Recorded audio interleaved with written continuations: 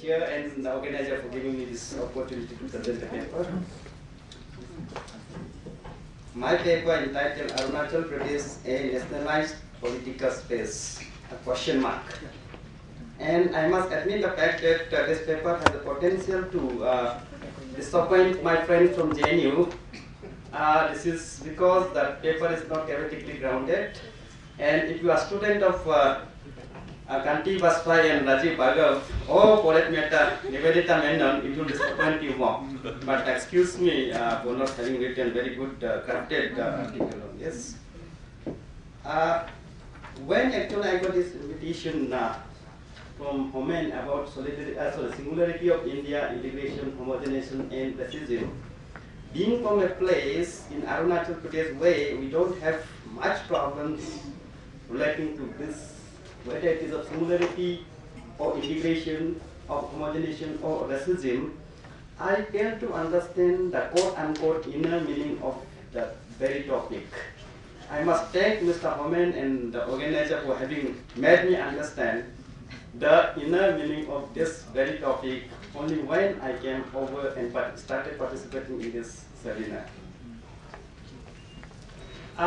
When it comes to Arunachal Pradesh, actually in Arunachal Pradesh we don't have the problem of singularity or homogenization or for that matter integration and the problem of racism.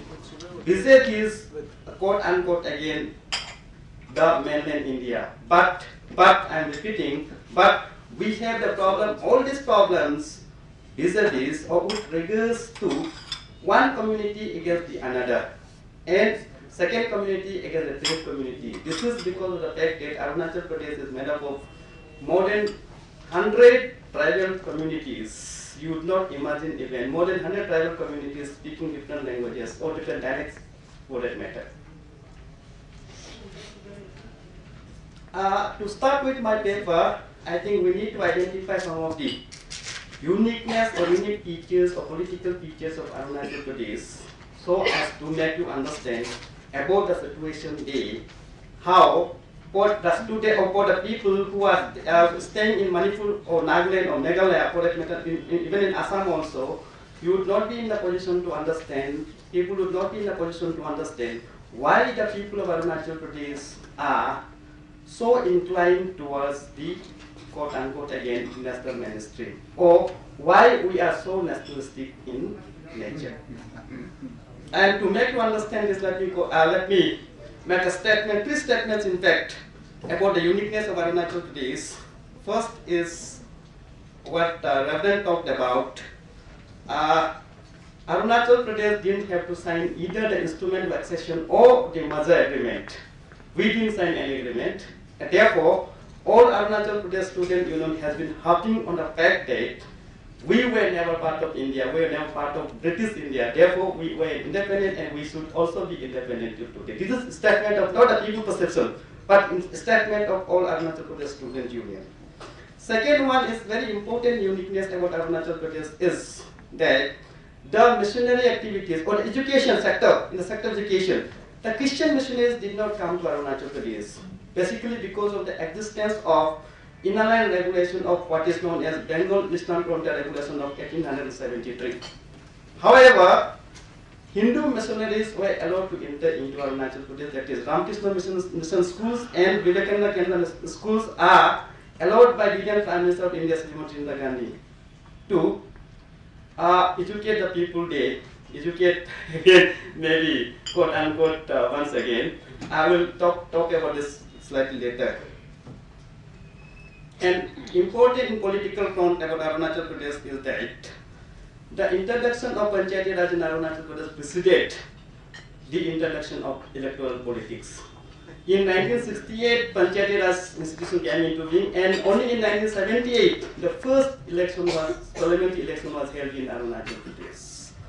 And the new phenomenon that's happening in Arunachal Pradesh is the quantum of corruption. I think that's happening in tribal society.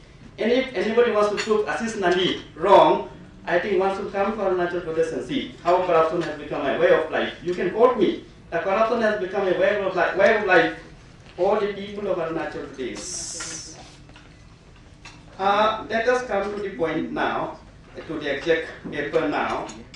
I would just be reproducing the policies of the government of government of India, vis-a-vis the people of Arunachal Pradesh, what I call is the contest case of Arunachal Pradesh. I'm not saying whether the policies adopted by the government of India was an attempt to homogenize the people of Arunachal Pradesh or make Arunachal Pradesh a part of singular India. I'm not saying this. I just am trying to reproduce the policies of the government of India vis-a-vis the people of Arunachal Pradesh. Immediately after the independence of our country in 1947, government of India, headed by Pandit Nehru, the first Minister of India, and suggested by Baron Alvin, followed the policy of non-interference in the way of life of the tribal people, which is known as PANCIL, the 5 Principles for Tribal Development. The 5 principles envisaged by the Pandit Nehru include that the people should develop along the lines of their own genius, private rights and forests should be respected, and there are 2-3 more points that he emphasized on in order to bring about development or not to interfere in the way of life of the tribal people.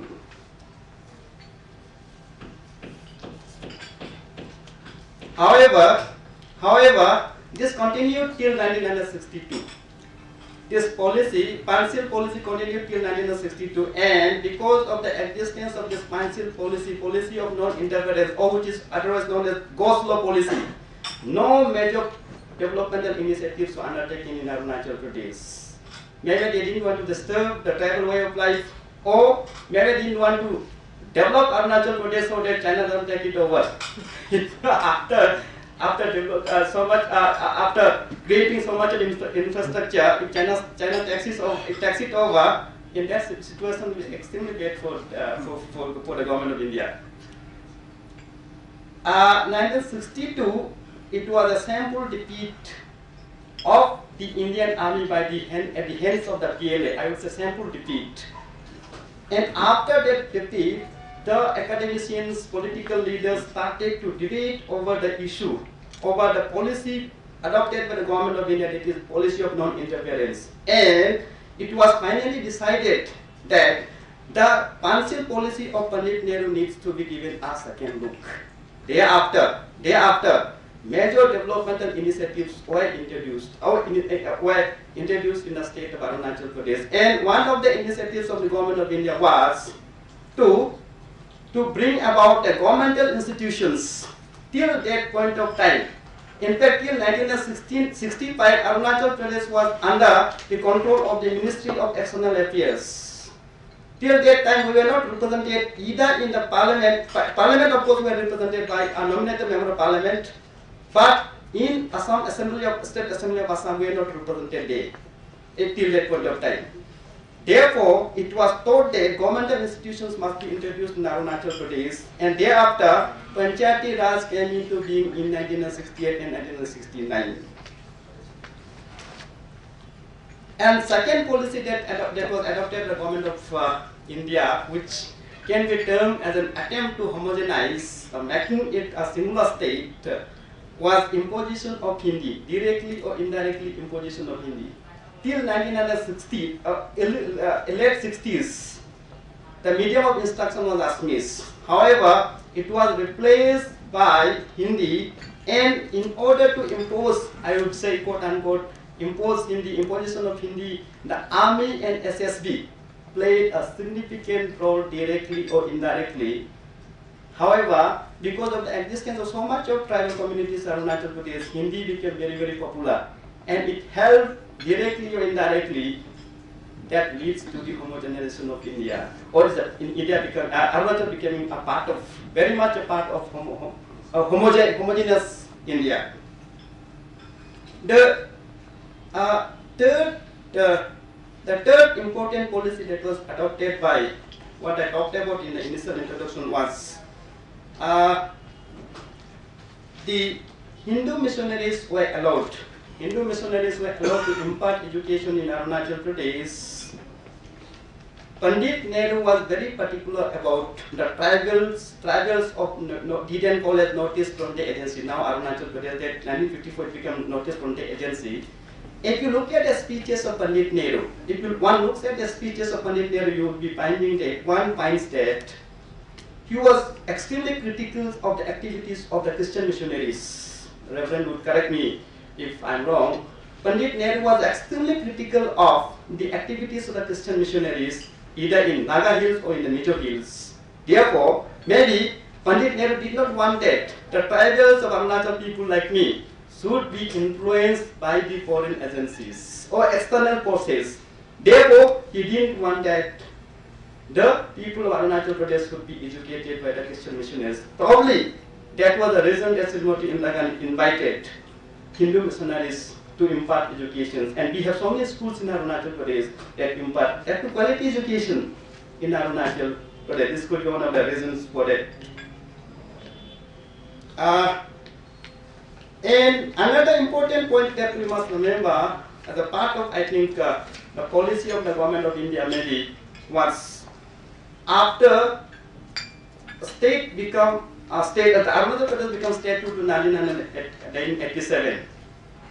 This state was granted to Arunachal Pradesh in spite of the resistance from the people of Arunachal Pradesh that whether you know it or not, but APSU protested vehemently to the granting of state to Arunachal Pradesh.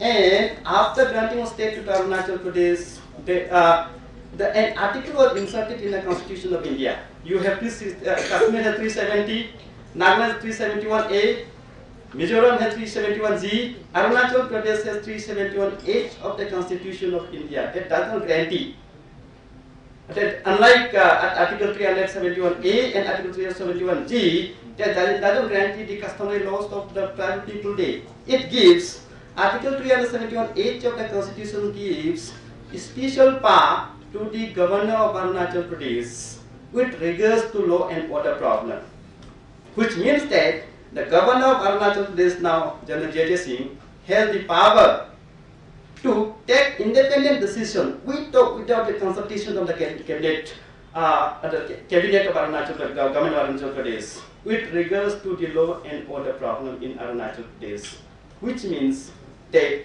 this is another way of making Arunachal Pradesh, we can call it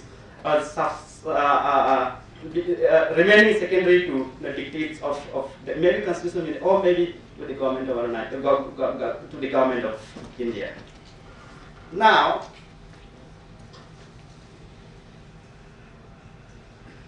I would not say that the policies adopted, I think I have some time. I would not say that the policies adopted the government of Arunachal, government of India, either by Pandit Nehru or Indira Gandhi or Rajiv Gandhi, should be looked only in a pessimistic way. We also need to be slightly optimistic, because at that point of time in 1950s, Arunachal Pradesh was almost in a state of, I won't say savagery, but there was, the governmental intervention was not there. Therefore, we used to fight among ourselves, and we didn't know anything outside. It was left to ourselves. We knew about our community. Each community knew about their own community, and we didn't know anything that's happening outside the world. And therefore, whatever the government of India followed the policy adopted the British government in India. I think had I been the Prime Minister at that point of time, had I been Pandit Nehru, I would have followed the same policy.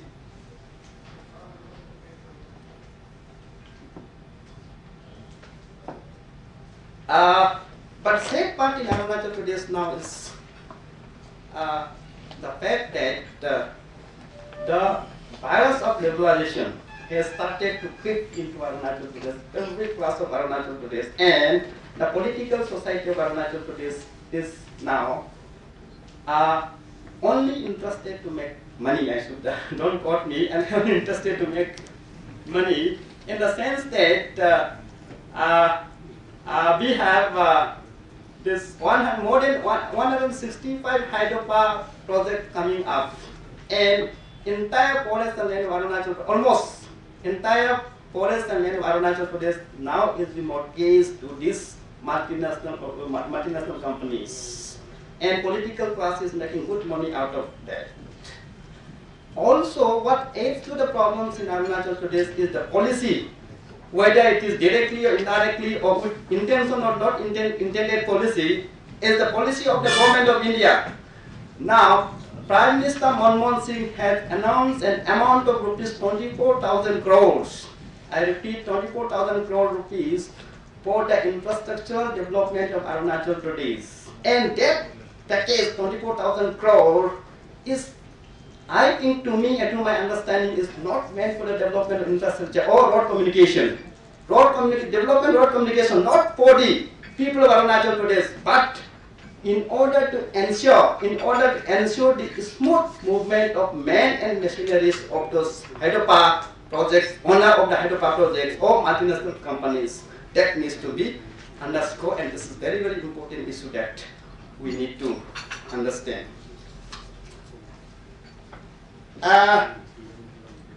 Since I have 3 minutes, yes, I'm exactly on time. I have a problem in my paper. I have problem in the paper. First one is my friend from JNU would definitely question me. I can put theory here and there, but the main problem in my paper, when I write for the paper, I have to quote myself because we don't have sources. Including the statement made by Professor Rajendra Singh yesterday, Pandit Nehru, in aftermath of the war in 1962, made a statement, "My heart goes out to the people of Assam, or people of Nepal." I am looking for the sources of the statement. I am unable to get that. And the authentic source, when did you get this? I have looked upon all the speeches of Pandit Nehru, but I am unable to get that statement. People say this, but I am unable to get a statement. And my primary problem is this, that we don't have source to write anything about the politics of Arunachal Pradesh or anything about Arunachal Pradesh, and we have to quote ourselves. And I think I'm one of the pioneers in the department to talk about the state politics or state formation in Arunachal Pradesh. I must thank you, organizer, thank the chair. Thank you.